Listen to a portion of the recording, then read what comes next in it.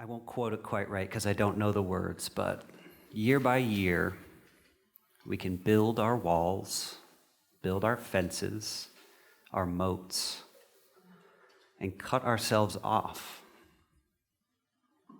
But also, the point of the song is how much goodness is waiting for me. There's so much goodness waiting for you. Love is waiting for us. So I want you to think about the many things that we human beings create.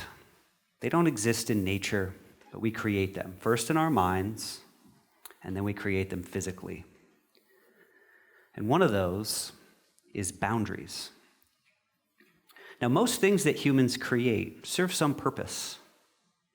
These walls that we're in are protecting us from rain and wind today. They keep us cool or warm, depending on the season. And they give us a space that we can share. They give us a sense of belonging and identity. So thinking about boundaries as something that human beings create, everything we create is also a paradox. Because we can talk about the symbol of the good that it creates, and we can talk about how, at the same time we're in here, maybe our boundaries keep others out. Maybe they keep us in, and we want to get out. And so we can take all the good, the idea of boundaries, let's just set that over here. We'll come back to it. There's good to it. But first, let's talk about the ways that our boundaries stop that flow of love and connection from coming to us and going from us out to the world. This, I feel, for me, is a theme of the past several years of my life and times of discovery and learning and understanding the ways that those walls and those boundaries have kept me in, have kept others out, and have stopped me from growing. And I'll say also that this process to me doesn't feel like one time in my life. It doesn't feel about one thing in my life. When we tell stories, they're sometimes linear, right? This happened, then this happened, then this happened, then this happened. But when we're living it, it never makes sense. We often have no idea where we're going or even where we are.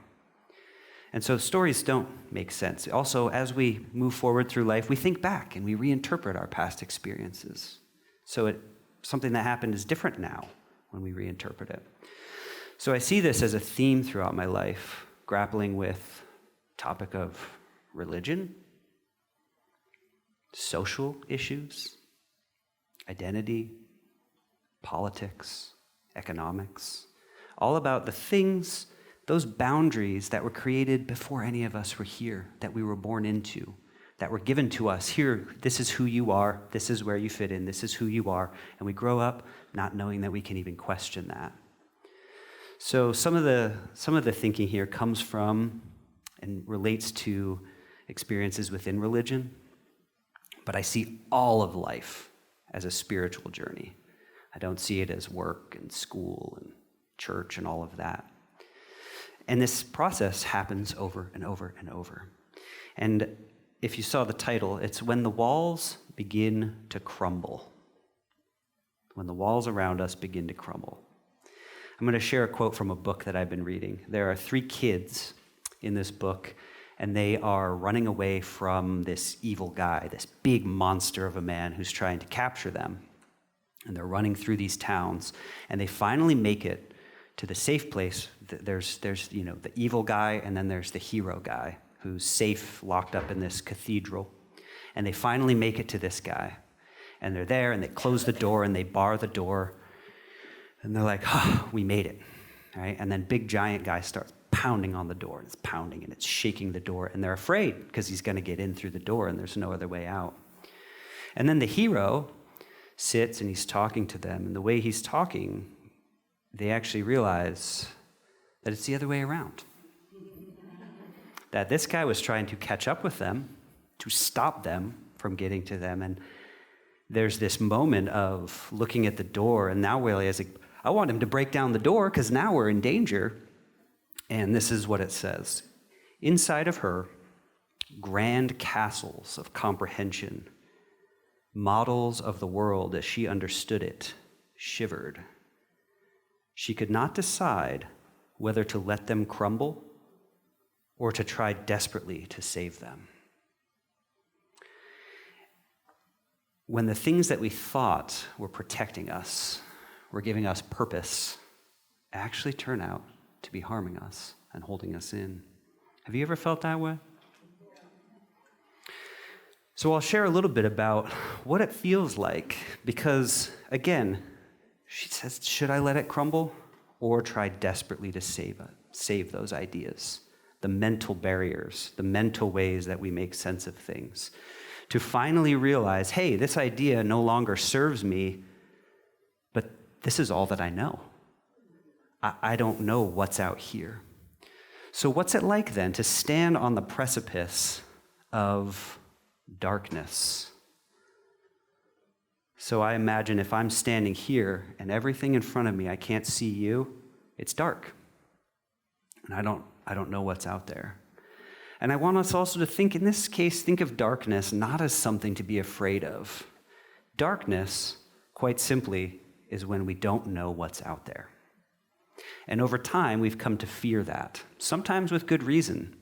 But other times, the fear that's out there in that darkness is all a part of the stories, the narratives that build these structures that we're in, that we're told about this fear. And so it's in our minds, not because it's actually out there, but because we were told that it's out there and we believe that it's out there. So standing on the edge of the unknown, recognizing that that is scary. There's real fear there. And yet, what do we do when the darkness calls out to us? And we want to take a step in.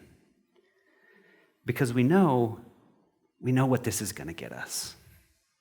It's kind of like a cycle. And I've found several times in my life sort of living in a cycle of feeling quite down on myself, feeling a lot of pressure, a lot of guilt, a lot of shame, and thinking, I need to do something about this. And in time, it fades, doesn't stay with me, and I think, it's all better, I'm fine. Did I want to change? Did I want to go talk to somebody? Did I want to do something? I'm fine. And then I'd find myself again, not fine. And then fine. And then not fine. Until I started to realize, hey, maybe this way of doing things isn't really working anymore. And I started to talk with people about that and hear about their experiences. I started to learn from other sources of knowledge. And I started to really question the idea of obedience. Anybody else here an obedient person? Whether now or maybe when you were younger. Any other obedient people? I knew how to listen to the teacher, do what I was told, get the good grades, go do this, go do that. And it made sense. It was easy, right? If that's all it is, just obey, and you get this and this and this and this, that's super easy. Until you start to realize, maybe it's not actually getting me all the things that I thought I was supposed to get. I did what I was supposed to, and where is this happiness? Where is this peace? Where is this security that I was told I was going to get if I kept doing what I was supposed to be doing?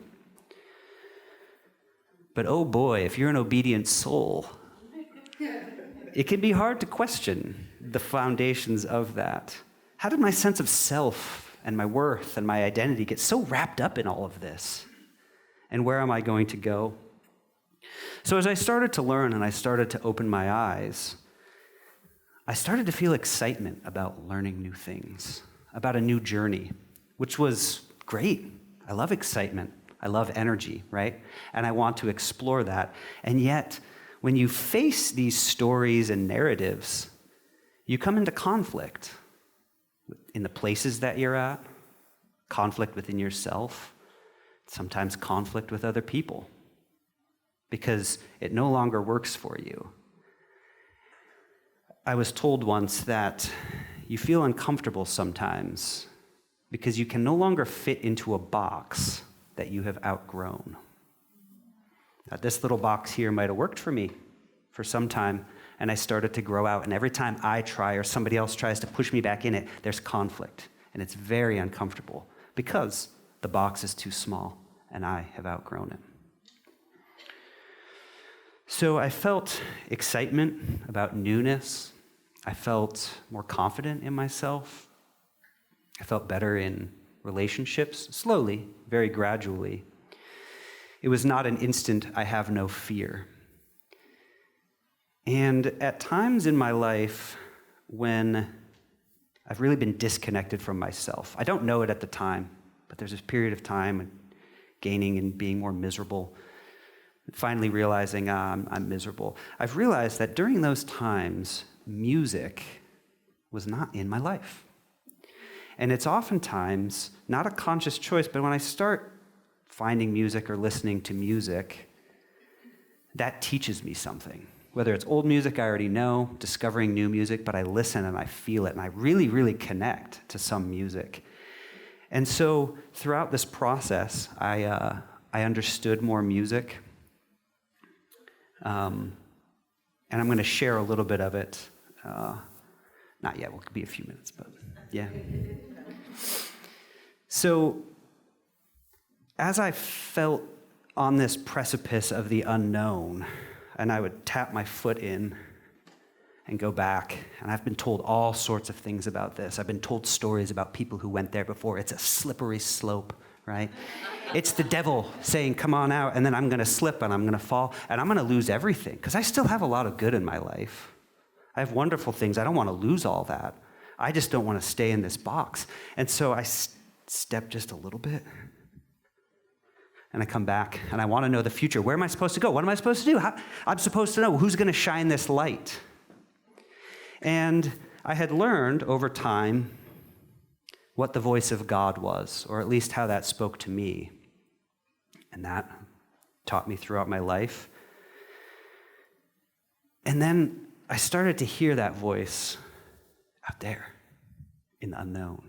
I thought, this doesn't make any sense. No. The voice of God tells me to stay right here. This is how it is. But all the feeling, the learning, everything, the desire, the excitement, I want that. I don't want to go back and be sad and miserable.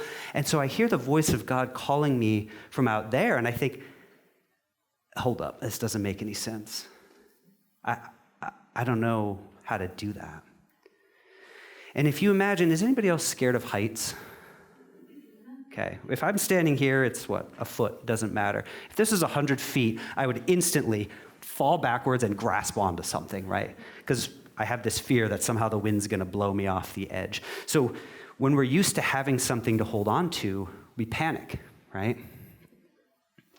And I was told that when I stray from the truth, it's a scary place. But I found that the more I stray, the less I fear. And the more I reach back, the more I fade away, the more I lose that connection with myself. So maybe I will start walking away a little bit and poke my foot around a little bit. And you know what? There's a lot out here. The darkness is right in front of me. It's calling out. But I won't walk away. I'm going to walk into it. And I'm going to explore myself. And I'm going to find new happiness, joy. And I'm going to find anger. I'm going to find loss and regret and deep pain.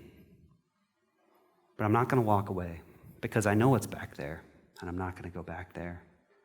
And I know that by being in this new space, more space opens up. It's wide open. And sometimes I'm afraid of that. If I reject this new empty space, then I'll just fill it again with something, some idea, some person that's going to give me my identity, tell me who I am. And I'll just keep going through that cycle. So I'm going to accept this new empty space and sit with it.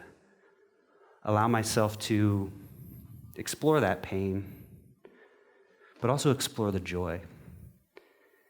And understanding, like the song we heard before, that there's so much happiness waiting for me.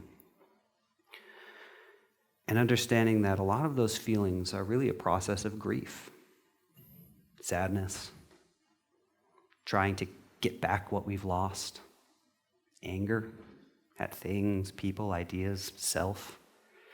But finally, acceptance that what I have here right now is exactly that. I have right now. I don't have to know exactly what's in the future. I don't have to go try to live in and fix the past, but I can live in the now. And I'll say that as I've walked into that darkness, I feel like it's a perpetual journey. It doesn't stop. It's somewhere where I can now live. But I found many other people. I found this community. By facing that fear and understanding that going through that pain is what allows the pain to heal. But building myself in a box here that tells me that I'm safe, the pain stays. It's deep within me. So, as I'm preparing to close, I'm going to ask that you don't applaud when I'm done speaking. I want to give the sense of music and the spoken word, that I'm here speaking, but I want the song to be a part of this sermon because it is a deep part of my life and my journey. Understanding that sometimes when the wall starts to crumble and I want to grasp and I want to build something new to give myself the sense of safety that I thought I had, sometimes we need to let it crumble and maybe even give it a nice kick. And trust that when you feel that voice calling out to you, that is where you need to go. And when I look back sometimes and see the mentality that I was in then, I realize I was there, but I was always leaving. I was living, but never really breathing. The more I stray, the less I fear.